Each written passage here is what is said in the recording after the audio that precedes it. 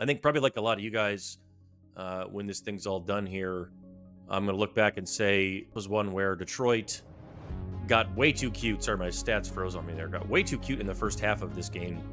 And pretty much, I guess, more or less the whole way. They were stuck behind the eight ball. But I think early in the game, and this happened in the playoff game too. If you go back and you watch the playoff game, it happened in both playoff games. And it sort of happened last week too. I don't know why. I did understand why today. When the game started and Vita Vea's in the game, and obviously, Kancey didn't play today, but Tampa I've said this to people for a long time now. Tampa is a very good defensive team. Todd Bowles is great. They tackle well.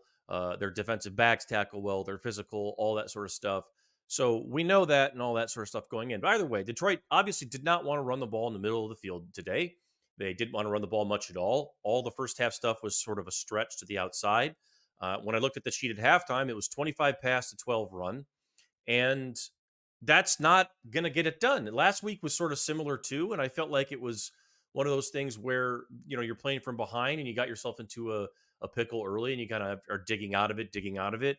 But early in these first 2 weeks, situationally, matchup wise, whatever, Ben Johnson, I feel like has kind of fallen into a trap of, trying to avoid problems at the cost of, just running the most efficient stuff you can possibly run and making them deal with you.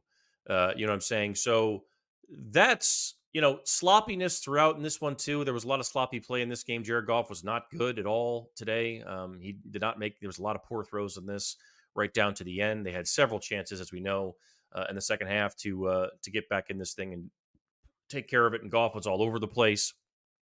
So that's part of it. But the other part of it too is when the second half starts and it's still a tight game, even after and we'll talk about the field goal thing in a second, even after all of that happened, Vea is now out of the game there in the third quarter. It's revealed. And Detroit still really doesn't do much to, establish the run. It's still sort of an every other, trying to strike some sort of a balance there. When in a game like this, when Tampa is just welcoming you into a rock fight, you needed to just buckle the chin strap and get down and go. Yeah, they had the full starting line. Like I said, 27 carries for 139 yards. That's 5 a carry. That's more than enough. Gibbs with 13 for 84. He had the hot hand, probably should have had more. And Montgomery only gets 11 carries in this game. You never really did anything to get him established at all. Like I said, the whole way through, from Jump Street, it felt like, mistakes and everything else kind of got them off rails a little bit. And then they were just afraid to attack the middle of the defense for whatever reason. And I don't know why. And that's something that they're going to have to sort of explain or at least kind of work on and figure out why they can't just get back to bowling up on people and getting downhill. This has happened a few times before and they've gotten out of it. They've found, one more stop or one more whatever and found a way to make a play. But in this one, Tampa Bay is another good team that wouldn't be shocked if they're a playoff team. Again, same thing as LA last week. The Bucs are 2-0. Lions are 1-1. The Bucs are, the favorites again in that division. They're in the South. That's a really good defensive club, like I said at the top. So you can't really mess around. You can't turn the ball over like that. You can't go flat in the red zone like that. You can't lose your identity in the first half like that and allow them to get you off, pace. That's what Todd Bowles and those guys do. That's their whole plan. So they got out schemed today. Ben Johnson got kind of worked there by Todd Bowles, I would say, and their defensive scheme. And, if you flip this thing around, Aiden Hutchinson with 5 sacks, 4.5 sacks, whatever it was. Mayfield completes 12 passes in this game. Okay. They run the ball for 3 yards a carry. They don't do anything on offense other than one botch to Chris Godwin. And I know, and I'm going to get to this questions here in a second, so keep throwing them in here if you've got them. And I know somebody else, Isaiah, mentioned the question in here or the comment about everyone wants to blame Aaron Glenn. And sure, there's things that, people can clean up on here and there. But this was not an Aaron Glenn situation. This was more than, some of these turnovers were putting them in situations, in poor situations anyway, as you have it. They end up with 5 sacks from Aiden Hutchinson. They end up with more as a team. Well, I guess it was just 5 total, 4.5 for Hutchinson. Levi got the half.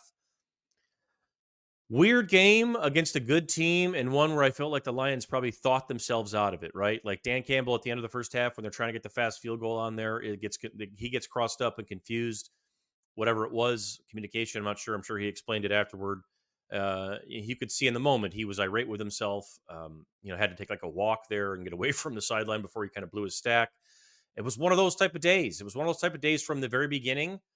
It felt like there was just a little bit of, Goff was a little bit late here or there, a little bit off here or there with some accuracy on some stuff. Had the one interception late. That's just not something that we've seen from him under pressure like that. We haven't seen that from him in like 2.5 years. So some desperation happening there and some frustration happening, which again, I think is sort of what Todd Bowles does to teams. When you get doubled up and beat a team on the road, that says a lot about two things: how you played defensively, and then how they did not respond offensively, and they being the Lions today. So a pretty poor performance offensively overall there in general. Let me get some of these questions here, and then we'll fire up some of this video. What on earth? Yeah, how many carries did Monty have from Josh? Yeah, 11 for 35. So again, I felt like the first half of this game it felt similar to last year's playoff game.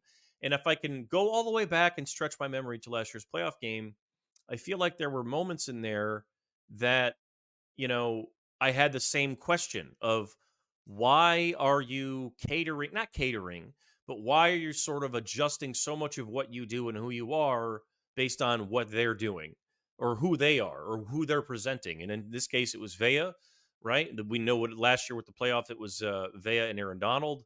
This case, same situation. But I just felt like you can't let yourself get so far off track like that. You can't let one guy or one scheme or whatever get so far in your head that you're going to just stop doing what you do. You're a Super Bowl contender. That's the difference. That's the difference now, right? You don't let other people mess with your game plan based on what they present to you. If you're the Lions right now, you go and create a game plan that works against any team you're playing. For the most part, there are adjustments and tweaks and all that, but you don't change who you are. You do not sit in a situation where Jared Goff is throwing the ball 55 times in a game or asking him to throw the ball 25 times in the first half. That's far too much in the first half. They asked for this with the play calling and the distribution of run pass early in the game because they were afraid to do the thing they can do very well, which is run the ball right at people. And they did it last year in the playoffs and got away with it. And if we remember, that was a tougher game than I think it probably should have been last year too. And Tampa's a gritty team that if you're going to make mistakes, they're going to beat you. So